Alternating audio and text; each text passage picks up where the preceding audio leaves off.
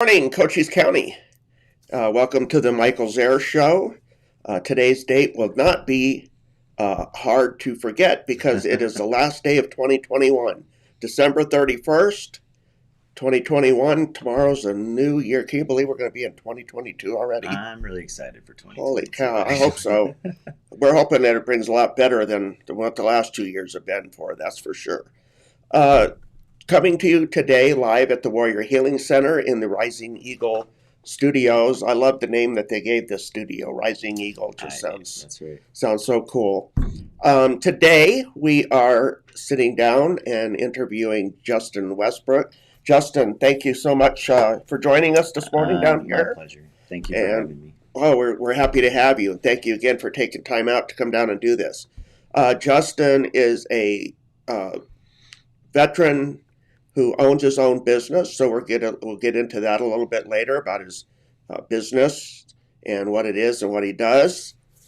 One of the things that we would like to do is help promote veteran businesses. So if you're watching this, if you have a veteran-owned business and you'd like to come in and sit down and promote your business and share your military service, we'd love to have you down here. So come on down.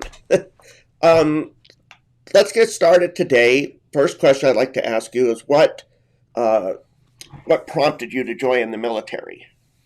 Oh, this is a great question, and I think it's interesting because I've had this real striking thought lately about as I end my career this next year in 2022, just kind of thinking about what the story of that whole tenure is going to be or what it will be, and so.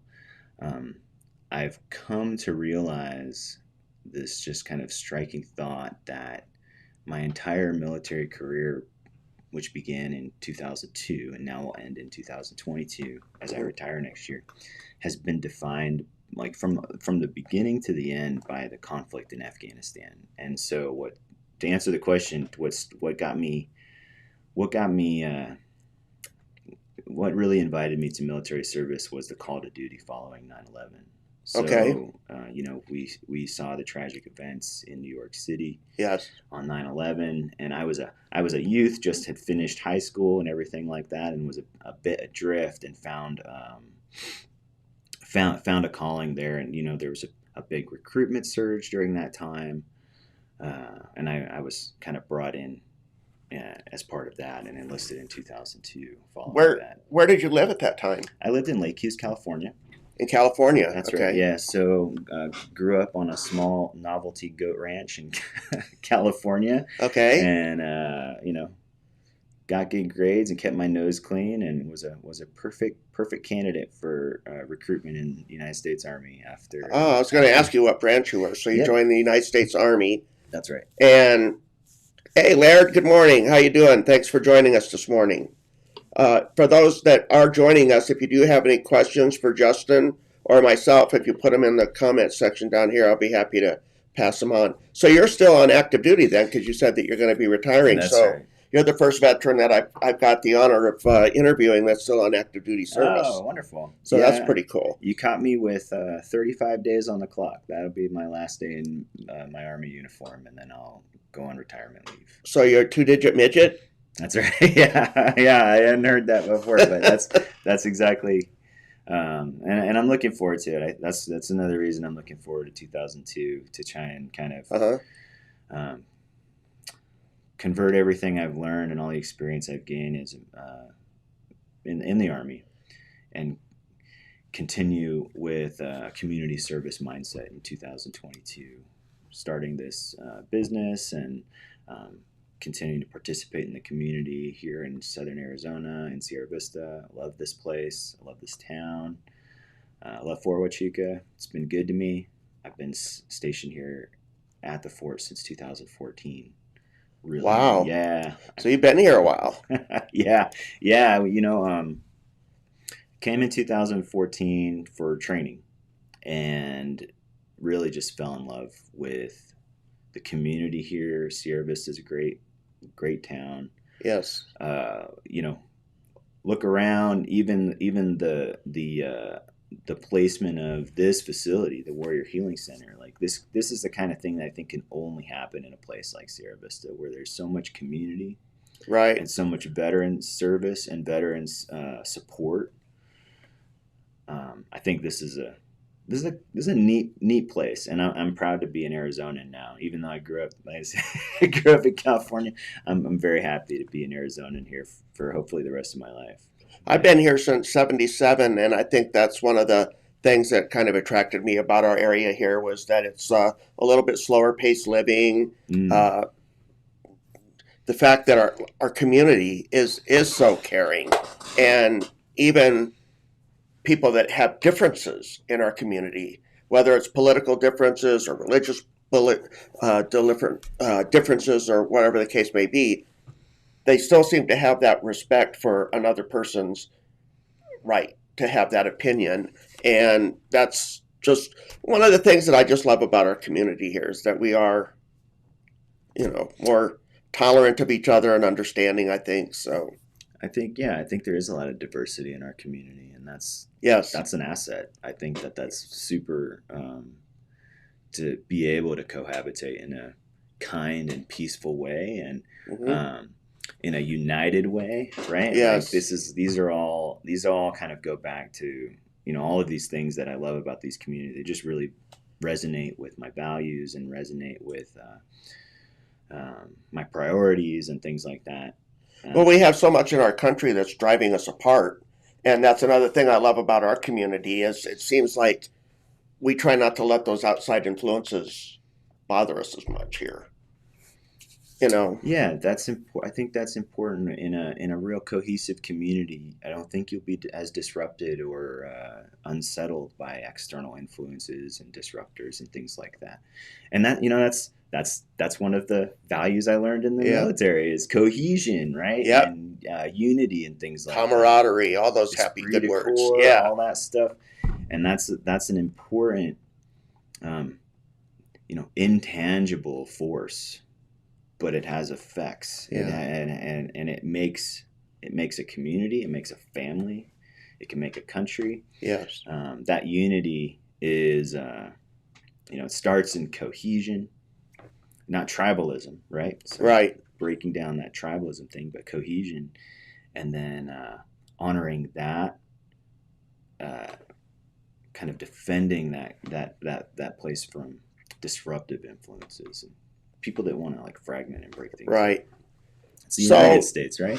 It's the so getting back to your military career, Yeah. where did you go for basic training, and what was your job? What was your Oh yeah. MOS? Okay. So I originally enlisted in the Army in 2002 and went to basic training at Fort Jackson, South Carolina, Oh, and okay. then I went to the most amazing follow-on training possible at the Defense Language Institute in Monterey, California. So my MOS was originally as a 98 Golf crypto linguist, and I studied the Arabic language for about a year and a half in Oh, Monterey. wow. So you can speak Arabic, huh? Well, um, you know, I guess in a past life, I've had a few different career changes since that life, but that training was phenomenal. Language training by some very dedicated instructors and cadre that were there at the Presidio of Monterey, and finished there. I did okay and graduated, and I started an enlisted career for several years, assigned to Fort Hood, Texas, and then Fort Drum, New York. Oh, New York. So you Hmm. bounced around from coast to coast a lot, huh? Yeah, a little bit. Yeah, I guess Jackson, and then Yeah. language Yeah. school, and then spent a lot of time in Texas. And then at Fort Drum, I was recruited to join the ROTC through the Green and Gold program and sought my commission at SUNY Potsdam in New York. What's the Green and Gold Commission So the Green and Gold program is, program? yeah, the Green and Gold program. It is. I assume it's still in place, but what they're looking for are enlisted members with the potential to kind of commission as officers. So you would join the ROTC for a period of 2 to 4 years, Okay. finish college, and then you'd be commissioned back into the United States Army at the end of that period. So when I was at Fort Drum, um, You had to go to OCS then? No, that's so OCS is a different commissioning source from ROTC. Okay, well, that's what I was, okay. Yeah, so OCS is another commissioning source for enlisted members to go and become officers. But I went through the ROTC Green and Gold program. Okay. It's I should say I'm grateful to Major Scott Toth, who saw me kind of waiting in line at an education center and invited me over to his booth to see if I wanted to join his university and his ROTC program. And Okay. I'll have to message Scott later Yeah. and tell him I'm grateful to him for that, for just extending that invitation and letting me take advantage of that opportunity. And I was lucky enough to commission back into military intelligence branch Okay. in 2010, and came back here to Fort Huachuca for training, and went back to Fort Hood. Just kind of given the whole timeline, I guess. We're getting to it all, but What was one of your favorite duty stations? I loved Fort Drum. To be Fort honest Drum, with New you, York? yeah, I really did. I guess if you don't count here, because I obviously Right. love it here more than any Right. place. But I did surprisingly really enjoy Fort Drum. I spent 4 winters there in New York, and one of them was in the 10th Mountain Division. The other 3 were in the ROTC and stuff like that. But I really enjoyed that part of the state. You know what? I think it has a lot to do with the kind of things that we both appreciate about here. Okay. Small, slow, rural community, a lot of cohesion, families that prominent families that kind of just give back to a town year after year, generation after generation. Families that kind of live on the same farmstead generation after generation. You know, there's this like this family cohesion and longevity that Right. exists in that, and it's really about the community for me more than the base or the whoever the commander is or anything like that. That's what really makes a place for me. Because you were such a success story, at least that's how I interpret it. I think you were doing the green and gold program that you were talking about. Did they approach you to be like a recruiter or anything like that, or use you like as an example for the program to help promote the program or anything? I did do a little bit of that. After I commissioned, I was kind of waiting to come to training here at Fort Huachuca, and I was able to kind of go back to Fort Drum a few times Okay. and bring a couple other like talented enlisted individuals to giving them the information and equipping them with what they needed to kind of pursue their own advancement and commission in the United States Army too. So I was able to do a little bit of that in a short period of time. I do like recruiting duty. I like talking about the Army and the benefits of Army Right. service, and I also think it's important to have talented people of character joining the Army. So I look for that when I was doing that sort of thing. What was your rank as an NCO, and then when you transitioned from NCO to become a officer, what rank did you start out? So I entered the ROTC as a staff sergeant Okay. in 2008, and so 2 years in the ROTC, your enlisted advancement kind of stops while you're in the ROTC and things like that. But I was a staff sergeant, a platoon sergeant for a Prophet platoon in 2nd Brigade, 10th Mountain Division, and then departed there for the ROTC. Were you one of the more older, like experienced people in that program? Like, were there like a lot of junior enlisted? Yeah. Yeah. So tendency. So the ROTC program typically recruits high school graduates to join the ROTC while they're at their universities, and then over 4 years, Okay. they receive a commission. So if you think about, somebody in a program that's designed as a commissioning source to make new lieutenants while they're at college, somebody who's got 8 years of enlisted experience, kind of coming in and being a part of that. There's a lot of value to the cadets in that program by Right. having someone who with a little more experience in the Army. I assume that's an asset to the cadre, who have to do less to kind of mentor and lead and train the cadets. And you said you were a platoon sergeant, right? That's right. Yeah. Yeah. Yeah. So you were bringing a lot of your leadership skills to the table for some of the junior enlisted that were in there in that program. Yeah, I remember. So it was my third week in the ROTC program, and the cadre had identified me to be the cadet first sergeant. That it was like, and I didn't know much about ROTC, and I didn't know much about how they their ways and how they like to do things and stuff like that. But you learned. But they told me to be a cadet first sergeant, and I knew what I thought a first sergeant did. Uh-huh. So I knew what I thought and how a first sergeant should behave, and kind of create demands and the structure for a formation and things like that. I knew what I thought a first sergeant was supposed to do.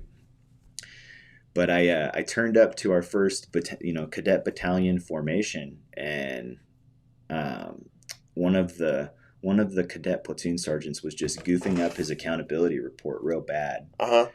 And I just held his feet to the fire the whole time, just like I would expect any first sergeant I'd ever known to do that. And the cadet battalion was a little bit shook up by how kind of heavy I came in there that first, it's my third week there, my first leadership iteration and stuff like that. I came in real heavy.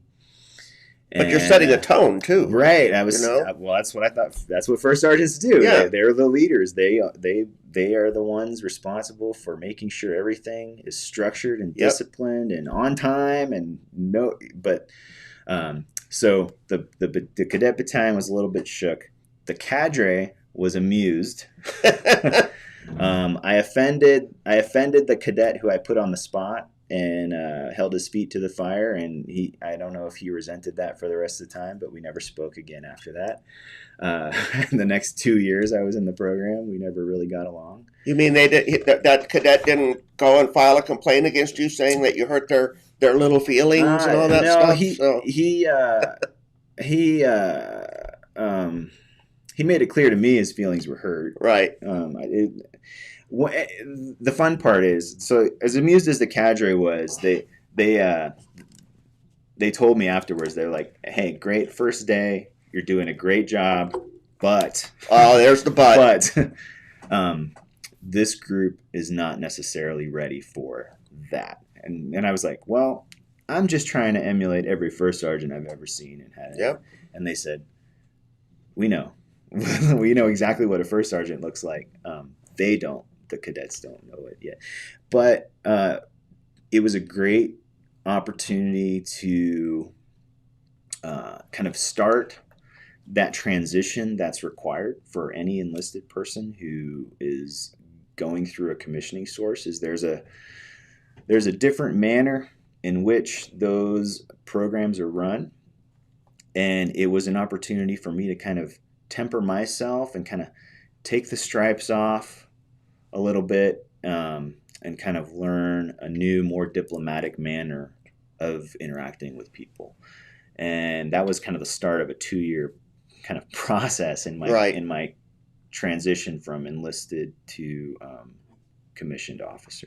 What is your rank right now? I'm a captain. Serving on the fort here at Fort Huachuca. So you've had the unique experience of knowing what it's like being an NCO versus being an officer. So you kind of know that little separation. So you have that experience, is what I'm saying. Yeah. And the other thing I think that gets me is a lot of trust in the non-commissioned officers of the United States Army. Mm-hmm. I think there's a tendency for commissioned officers sometimes to kind of go in a little too heavy, right? Or try and override the non-commissioned officer corps, or not extend trust and not underwrite some of the risks that are taken by these enlisted leaders and non-commissioned officers. And I don't have, I like to say I don't have that issue, because I think non-commissioned officers are very trustworthy and capable people, and they become more so the more they're trusted and empowered. Like that's well, we always kind of joked back in the day too that an officer is only as good as his enlisted, and then like your senior enlisted, they're only as good as their junior enlisted. So it kind of floats, you know. Okay, that's that's a good take, and I think that speaks to diversity in the team and cohesion of the team, right? So if you want a lieutenant to do it all, everything that the team is required to do, you can be prepared to fail because one person can't do everything. Everything, that's right. And if you're a senior enlisted person and you expect that you're going to be able to take care of everything and you're not going to depend on these very junior and inexperienced people to do things, be prepared to fail because you can't do everything. Like this, it's a matter of team. It's a matter of cohesion. It's a matter of trusting everybody to do what we've designed them to do as teams. And unfortunately, and it doesn't happen only in the Army, it happens in all branch of services, we do get some bad leaders, you know, in our junior or in our senior enlisted and some of our officers' corps, and you just kind of have to go with the flow. I was a junior enlisted, and I didn't have some good experiences with some of my senior enlisted, but the officers I thought were top notch. But that was back in the 70s. So yeah, I guess it's all ebb and flow. I don't you know, there's everyone's got a take, you know, like the officer corps is broken, the non-commissioned officer corps is broken, the Army's broken, you know, I don't know. I think that's going to kind of go in waves, but the fundamentals of character and team cohesion are what will make the difference. That's deep. Yeah. I like that. That's a good. Getting back to your what you were saying earlier about having learned Arabic. Did you get to use those skills anywhere? Like, did you go to Iraq or Afghanistan or anything in the Middle East? Really, really neat opportunities for me when I was practicing as an Arabic linguist. When I was my first duty station, I told you, was Fort Hood. Right. And I served every day there as soon as I arrived at my first duty station as a linguist interpreter for a guardrail unit there on Fort Hood. And so this was neat because that unit was deployed in Iraq, and that's an aircraft that kind of listens to all the different sensors and signals and things like that, and then they would beam it back to Texas. Okay. And we would listen to it and kind of interpret and translate. So it was kind of neat because I was able to say that, like, you know, my ears and my mind and my brain would go to Iraq every single day. And then every night my body would go home and sleep in my own bed. So it was really neat the way that system leveraged technology to kind of do our mission. But that was the first job I had as an enlisted Arabic linguist, was listening to Iraqi communications in, that would have been 2004, 2006 is when I was doing that. So I got to use and practice my language interpretation every single day while I was there. And then even after our unit came home, we continued to kind of do more language interpretation stuff.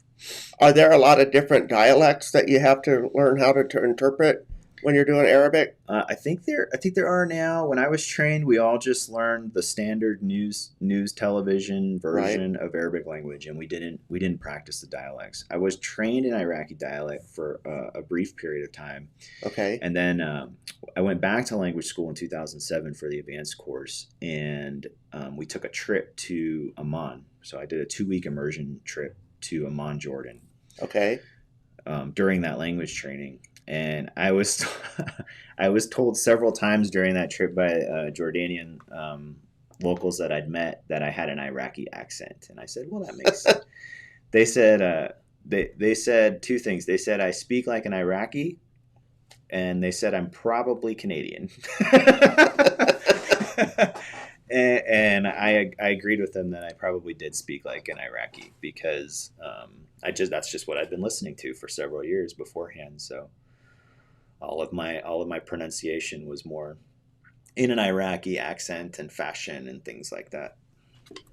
Do you have any kind of advice that you would like to share with any of our service members right now that are active duty and with some of your experience? Any kind of advice you'd like to give them? Yeah. Let me think. I would suggest this advice for anyone in the Army or anyone even not in the Army, which is just um, kind of be where you're at, not too worried about advancement and not too worried about getting in trouble or anything like that. Just kind of look at where you are, and what it is you're there to do, um, and then do your best at it. You know what I mean? Don't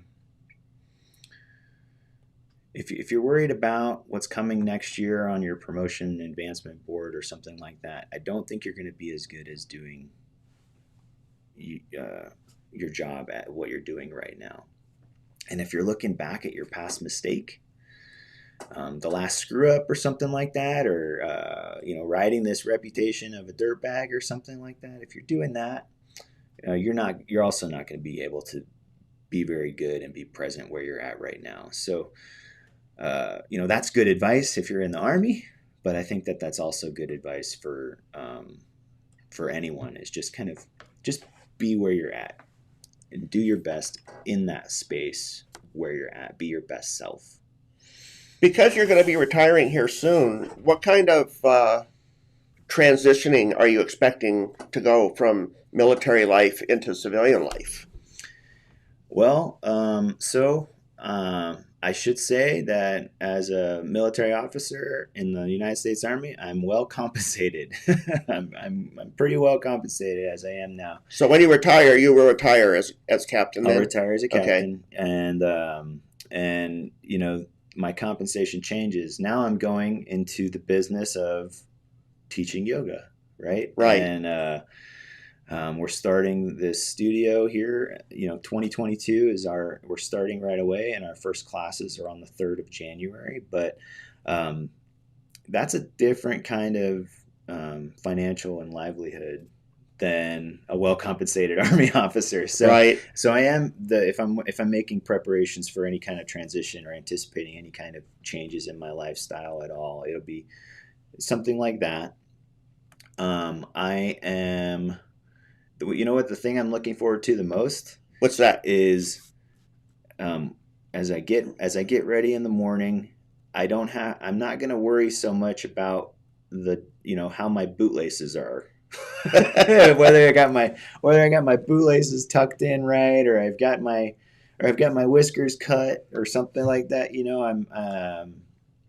I am looking forward to kind of the ease of life that comes from not being part of an organization that has a very structured and disciplined manner about them. Not that I'm trying to blow off all responsibilities, right. But these are customs and traditions of military service, part of our military tradition, and they're important for maintaining discipline inside the Army. But as I'm preparing to leave the Army behind, I'm also looking forward to leaving some of this structure behind. And it's just going to be really nice not fussing over, have I got my hat and I got my mask and I've got my watch and I've got my bootlaces out. Right. So that's kind of neat. I'm looking forward to that part of the transition as well. I only had the honor and privilege to serve for 3 years, but to this day, and we're talking 40-some years, to this day I still have dreams where I'm in uniform and I've got to go outside and I can't find my hat. Where's my hat? And you just get these like really weird random dreams. So that's probably something that you're going to get to look forward to. Every now and then, I have this. So deployed in Afghanistan. So I was deployed in Afghanistan twice in 2011, 12, and then 13, 14 again. And yeah, So you did go to Afghanistan? I did. Oh, yeah. okay, all right. So that was later on after I'd commissioned. I'd gone to Afghanistan, Okay. did 2 tours in Afghanistan. Again, part of how my career is shaped by this conflict Right. in Afghanistan. But I wore a pistol for the whole year. And that's something you certainly don't want to. You can leave your hat. You can leave your hat behind. You can Right. leave your watch behind, and you can get pretty far before you put anyone at risk. But you better not lose that weapon. But if you leave your pistol or firearm somewhere and you don't have it, and maybe you're in a scenario where you need it suddenly, right? Yeah. In a combat environment, that's a possibility. So every now and again, like I'll get up from my chair in a particular way where I feel like I still wear my pistol, and I'll avoid like catching it on the side of the chairs here. Or sometimes I'll get up and my hand will reach just to pat my hip, and I'll be like, "Why are you doing this? You haven't worn a pistol on your hip since But it's 2014." Yeah, but it's just common because you've had it for that period of time. So I think there's we got to give attention to how much mental load is going on inside a soldier's head constantly. Yeah. How many things you're attending to, even things you don't even have to worry about. Wearing a pistol, like, why am I attending to this still 7-8 years after the fact? There's some experience soldiers go through that they'll be attending to for the rest of their lives, unfortunately. Particular traumas and guilts and Right. shames that soldiers go through. I carry some of those traumatic burdens myself. I know there are many others who do, and it's not the mental load of worrying about your bootlaces. There's something more to it, depending on what you've done and what you've seen over the last 20 years of conflict. There's a lot of mental load and emotional load that veterans and soldiers carry with them. That's our burden. I would fully expect that some of our healthcare workers working these last several years in our pandemic are also going to be carrying things. Our law enforcement and border patrol authorities, they see tragedies on the border. They see tragedies on the side of the highways and things like that. There's a lot of things that certain professions carry with them and attend to with their mind and with their hearts that are troubling. And I think that's what's so unique about the Warrior Healing Center. Mm-hmm. Is it's a place where I don't know of any, as of yet, I don't know of any places where first responders or medical people can go to get treated for their PTSD or whatever they're feeling, their counseling and stuff like that. Well, here at the Warrior Healing Center, we have those resources here available to our veterans. There's PTSD support groups for men. There's for women soldiers. There's just so much. And one thing that's near and dear to my heart, and I keep talking about it, is that veteran suicide. We need to prevent it, and we need to do whatever we can to do that. So yeah, I was really lucky to meet Kathy. Oh, there she is. There's yep. Kathy. I was really lucky to meet Kathy a few weeks ago, and I'd driven by the Warrior Healing Center a couple of times, and I was always curious, like, what's going on in there? I don't know what's going on in there, but I've been curious, and then I met Kathy at a business owners breakfast a few weeks ago, okay, or after the breakfast, and she invited me to come do this interview with you, and then I said, this is great. I'd love to do the interview, and most of all, I'd love to see what's going on in the Warrior Healing Center. So I think it was last week. Kathy gave me a tour. Good. And she showed me all of the service organizations and entities that reside in here now.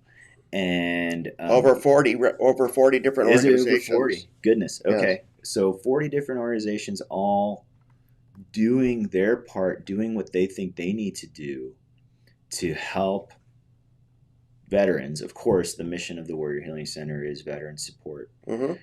But I think they're, in addition to that, they are doing so much for the community. There's things I've seen here in the Warrior Healing Center, things that exist in here that I'm like, this is doing so much. This is doing stuff for veterans. It's doing something for the person who's Right. offering that, but it's also going to make an impact in the community. It's absolutely going to make an impact in the community beyond veterans, beyond law enforcement, beyond healthcare workers. Like there's a lot of stuff going on here in the Warrior Healing Center, and I think we should all be grateful for a community that can Yep. put something like this up and say, all right, here's a base. Come work out of this base. You're going to support, our veterans and our community. We're going to support you. Well, and keep in mind too, they're not only helping people here in Sierra Vista. They're doing all of Cochise County. Right, That's absolutely. a big area. Absolutely. A lot of veterans in this area, so they've got a lot of work cut out. Let's transition into your veteran business that you're opening Yeah. up here. What's the name of it? So the name of this business, it's a yoga studio, and it's called My Yoga Community Center. So you'll notice that we really leaned into the values of community by calling not calling it a club or a studio Right. or anything like that, or a gym or anything like that. We're calling this space a community center. We're calling it My Yoga Community Center because we want everyone to feel like they belong there. I want them to feel, when they arrive here at our community center, I want them to feel a sense of ownership. I want them to feel a sense of belonging and acceptance in a space where they can practice their wellness, right? So Right.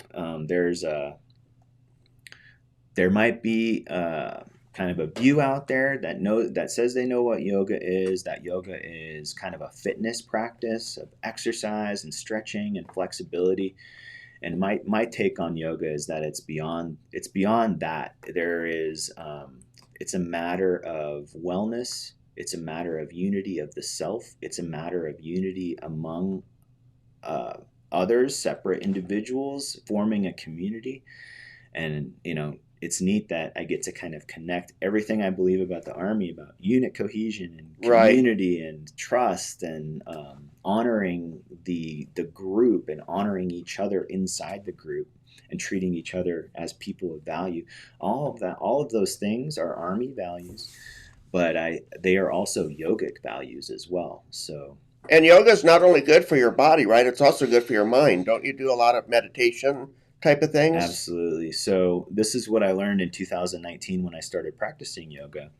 I actually went to yoga with the same mindset that a lot of other people do, that it's a fitness practice, and I'm gonna shed a few pounds by doing this kind of gentle practice in between weight training activities and things like that, and I'll just stay physically healthy.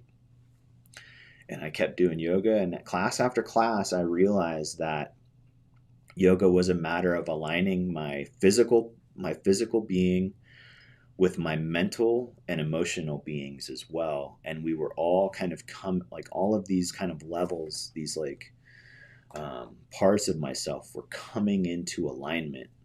So as I became physically stronger, I also became more emotionally stable. Okay. And more mentally steady and focused and clear, and I just felt like myself. And I couldn't explain it while it was happening. I look back and I'm like, what happened? It's a process. So yoga is phenomenal for your physical body. It's gonna make you stronger at the edge of your range of motion in your body. It's gonna help you recover from injuries and illness, stiffness and immobility and things like that. It's gonna support you in your physical body. The other thing it's gonna do is it's gonna mellow out your nervous system so that you can be more steady in your mind and in your heart and in a lot of different ways. Yoga is a practice beyond just doing a cool splits or a handstand or something like that. I can't do a splits or a handstand, but I'm really, really good at yoga in this regard, Right. in that I can help people become more united and accepting of themselves and others by holding space for them to practice their own yoga and come to their own discoveries and things like that. And that's what we're doing at the studio. We have several phenomenal instructors, Mm-hmm. amazing instructors with a wide range of yoga practices and teaching practices. So everything from the ultra fit, intensity stuff to the calming and soothing, relaxing stuff. There's an entire schedule of classes where the idea is that there is a way for everybody, no matter what their ability level or their interest level, to kind of come to that space and find a way in to exploring themselves through yoga, exploring their lives through yoga. One thing that you mentioned, and it speaks to me, was range of motion, because being a 100% disabled veteran, and I know that we have quite a few disabled veterans that come into the Warrior Healing Center. I personally have always felt I couldn't do yoga because I don't have any range of motion or anything like that. So how would somebody like myself be able to benefit from yoga? Right. So there are a variety of practices that you can call yoga. But at the bottom of it all, the practice of yoga is exploring yourself and learning more about yourself and uniting yourself. And so I say that there's only two requirements to be able to practice yoga. This is your entry ticket to practicing yoga. Number one, have a body. If you have a body, we can get started, and you can start practicing yoga. And can you breathe? So if you have a body and you can breathe, I can breathe. there is a way by which we can accommodate you and have a yoga practice for you. And that's our end goal, is to, throughout 2022, we're going to expand our schedule with a mid-morning and midday schedule for classes for people who can't stand up out of a chair, classes for people who can't climb the stairs and get to our studio. It's a personal goal of mine to be able to welcome people into yoga, even if they can't leave their home, right? So part of what we're doing in 2022 is we're in that studio is we're creating a virtual studio. Okay. One of the classes we'll be offering in that virtual studio, and blended class as well, because we're gonna actually host it in our studio and on the virtual studio simultaneously in a blended format, is a class for people with chronic illness and immobility. I have a dear friend of mine who I've invited to come and teach a class that I've been practicing with her for quite a few months at this point. But she's an expert in teaching people with chronic illness and immobility, and I'm really looking forward to bringing her on to teach. We're going to co-teach that class together. Wow, that would be something I'd be interested in checking out. Yeah, we'll be in touch. I want you to be there on our first class. Should be Valentine's Day. Okay. For that, and I'd love for you to come join that class. And as much as or virtually, I value the virtual thing. The one thing I think that we need, especially as veterans, is the socialization, the camaraderie, and the in-person interacting. So I understand the virtual, and it's a great option to have. But I don't know. For me personally, I want to be there. I like that hands-on. So we are going to do that in that blended format. We're gonna expand that daytime and mid-morning schedule as well to offer more accessible classes like that, because we recognize, just a matter of business analysis, that we need the more active stuff in the mornings when the people are trying to get the hard work done, right? And then kind of in the early evenings, and then late evenings and midday, mid-morning, we need to have something that's a little more accessible to folks who aren't trying to be you know, getting a real strong fitness practice in. We're going to have that in person experience as Okay. well. That should be starting come February. Once I'm fully disengaged and I don't have a day job and things like that, I'm going to be able to offer more things like that. Another thing you talked about was that face to face, that community experience, that in person live, you know, high touch, not high touch like punching each other, Right. but that high contact, high intimacy connection with others, and that's the core of my yoga community center.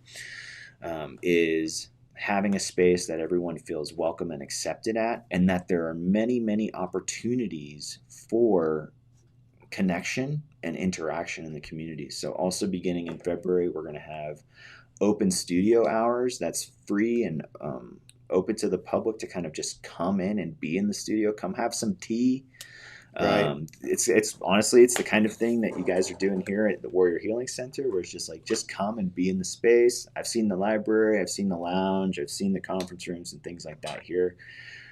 We are also creating a space for folks to kind of come and just be together. We're gonna be running some other cool events that you might not think are yoga, but we have an artist who's going to kind of come and do some mindful painting things and things like Cool. that. Meditation times and all kinds of stuff. You'll see the schedule start getting a lot more. It's a full schedule as it is right now. We've got classes four mornings each week, and about and 4 weeknights. We've got 1 or 2 classes scheduled, and then some Sunday afternoon classes as well. So we've already got a really robust schedule, but we expect it to grow. Good. We expect our community to grow. We expect to welcome folks who've never thought of even spelling yoga before to kind of come and give it a try. That's our mission, is until everyone in Sierra Vista has had a chance to do yoga or or some kind of yoga experience. I need to keep working. Well, and you get a lot of veterans that come in through here too that you could reach out to. Absolutely. So, and I have a huge heart for veterans. I have a huge heart for professions who experience trauma as a matter of their work. So that's the veteran population, our law enforcement population, yep, our healthcare worker population. You are these are the dedicated individuals that we count on to support, protect, maintain our community's wellness. And like the Warrior Healing Center is for veterans, my yoga community center is here for all of you, for your own well-being. And yoga can be used to also help with like PTSD, correct? Absolutely. So I've personally trained as a trauma sensitive, PTSD aware yoga teacher. So okay, I've received specialized training in that. I am personally a survivor of PTSD and moral injury as well. And so I have that lived experience of coping with traumatic events and guilt and shame and things like that. And I intend to use that lived experience and leverage that used experience to help people who are also suffering. So I want to be that person that holds space for others who are struggling, who even struggling to admit that they're suffering. That's what right. That's what a big we do. issue. Coming to realization that you have an issue and you need help with it. I think I like to call it emotional constipation sometimes, where we have this manner, yep, as military veterans sometimes, as like strength and fortitude and dependability and things like that. And we have this persona that we often have to uphold and sustain. And I am fully willing to be there to allow anyone who needs to soften that, or invite anyone who just needs to feel seen, or needs to feel listened to or needs to feel supported in their suffering, because it's silent. Right. It's silent inside suffering, and I know it well. It took me 10 years to admit that something like that was going on in my heart. Wow. And what softened all that was yoga, honestly, and that kind of opened the door for me to start becoming more vulnerable and express myself, and start getting help, and start allowing people to hold me in my healing. Do you have a website for your business? So we're building a website, but with kind of more details about who we are and what we're doing and things like that. Right now, we do have a website that has our schedule where you can sign up for classes, and where you can kind of come and visit the times available for that you can come and visit the community center. And that website is myyogacc.punchpass.com. So my yoga community center is myyogacc.punchpass.com. Okay. And that's the website we're living on for now. We're going to spend some time very soon getting a kind of a separate website with kind of our values and more about what's coming up.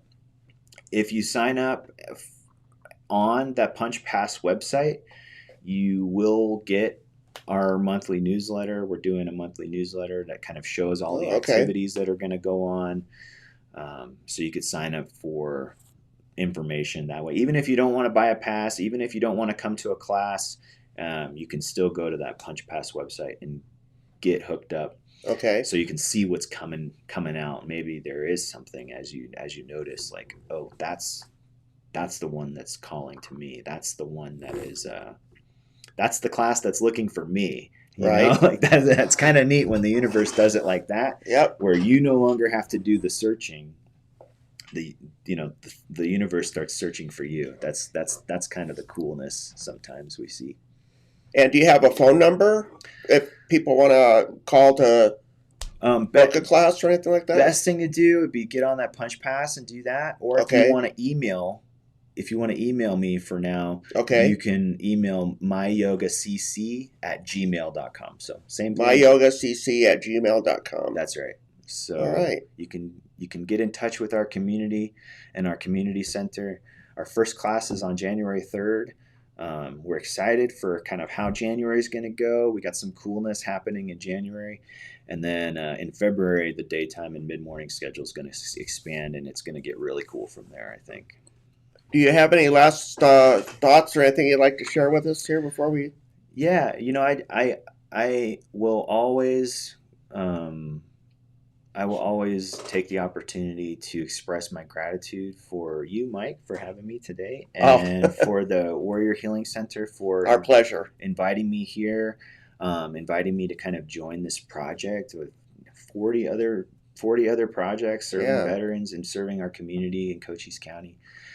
And then I will also always thank everyone for trusting me enough to take my words seriously, or trusting me enough to accept my invitation to practice together, or just trusting me enough to kind of consider my advice. I'm just one person with a little bit of lived experience, and if somebody finds value in what I'm offering, I always love feeling that trust and that acceptance. And so, well, I have to say that being that this is the first time I've met you, just sitting here talking with you this short time, I've learned to gain your trust, and I have this feeling where I feel like I could come in and be open to and try different types of yoga.